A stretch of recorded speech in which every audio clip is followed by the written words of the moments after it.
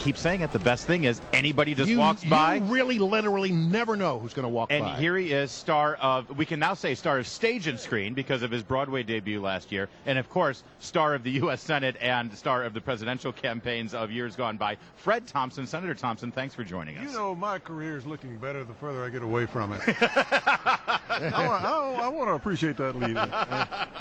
You've done it all. You're yeah. going for the EGOT. You got the TV career, and you're here. First of all, you're part of the conservative conversation. Anytime you bring a bunch of conservatives together to talk about what matters most to America, Fred Thompson's going to be part of that conversation. What are you hearing here? What are you excited about what you're hearing? And also, what are you concerned about in terms of the future of our country, Senator Thompson? Oh, gosh. We don't have long enough for that one. I am concerned about the future of our country. I think that people talk about acrimony and politics and all. It's not like politicians got up one day and decided to become meaner.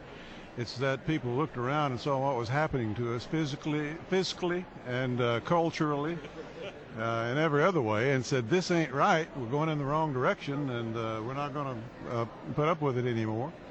So, and you see some overreaction to that sometimes, but that's at the heart of it. So, we're really joined in combat here in this country. Unfortunately, we're divided. We might as well acknowledge that. Half the country looks at things kind of one way and half the other.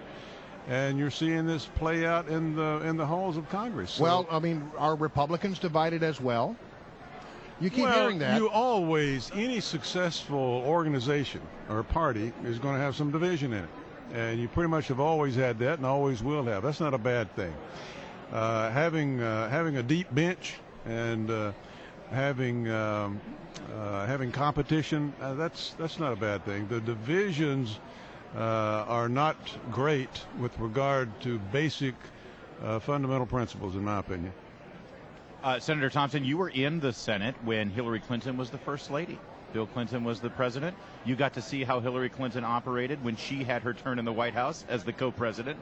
Everyone thinks she's going to be the inevitable nominee for president in 2016. If you were running against her, how would you go at it?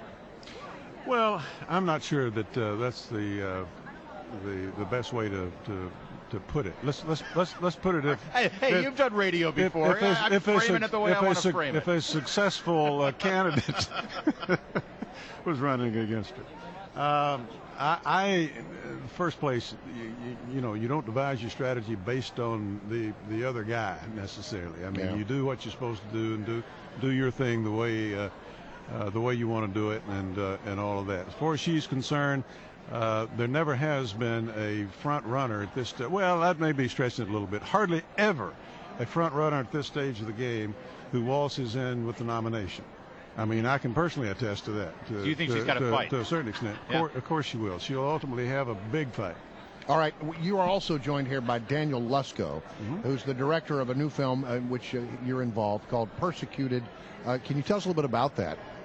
Yeah, Persecuted is a movie, first of all. We talk a lot about politics, what's happening in Washington, but this is not a documentary. Persecuted is a fictional movie, but it is becoming, a little stranger than fiction because it's about an evangelist who stands up against a government censorship, against freedom of speech that is trying to pass legislation in the interest of national security that would censor people from standing up for what they believe. For instance, in the story played by James Remar of Dexter and Django Unchained, this means for him he can no longer say Jesus is the only way.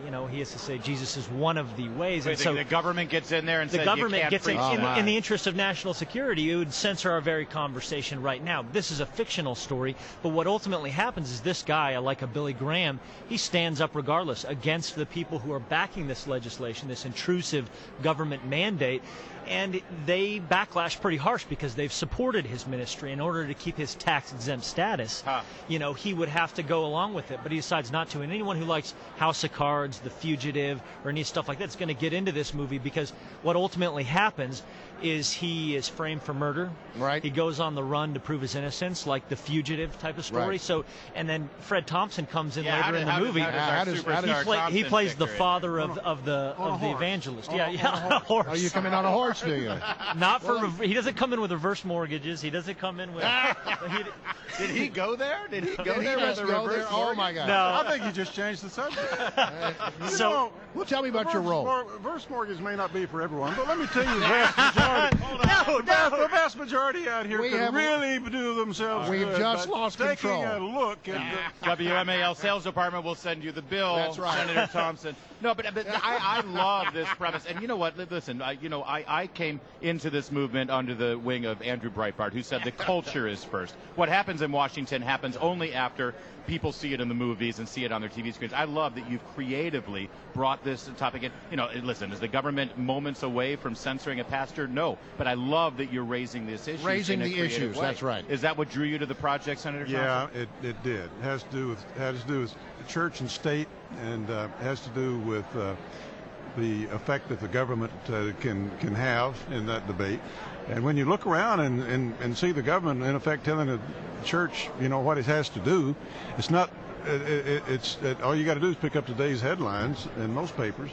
It doesn't seem like a big stretch. Let's talk about a specific issue. To say what a church has to say. A lot of people are concerned that churches eventually will be forced by the government to conduct same-sex marriages. That's a great fear of many churchgoers. I mean, you've been a senator. Can you imagine any of your former fellow senators actually wanting to move a legislation like that? No. Okay. No. So we're not at that point. No, I don't think so. But things have changed. You mentioned even Barbara Boxer. You mentioned the culture. Yeah. Things are happening so fast in this country that people have not had a chance to digest them yet. You talk about same-sex marriage. The President of the United States was against same-sex marriages. Yes. How long ago? Like not that long. Well, 2008 when he ran. Yeah.